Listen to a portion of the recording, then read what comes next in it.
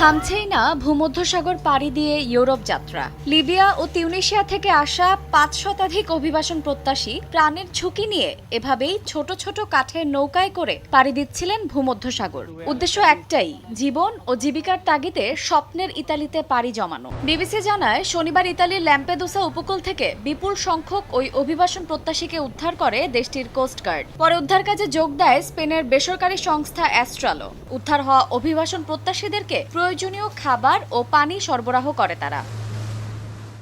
তাহসিন মোল্লা, তাকওয়া পাঠান, আহনাফ তাহমিদ সহ আরও বেশ কয়েকজন বালককে আটক করা হয়েছে। অবৈধ পথে পাড়ি দেওয়ার সময় তাদের আটক করা হয়। জানা গেছে তাদের পাছা লাল করে দেয়া হয়েছে।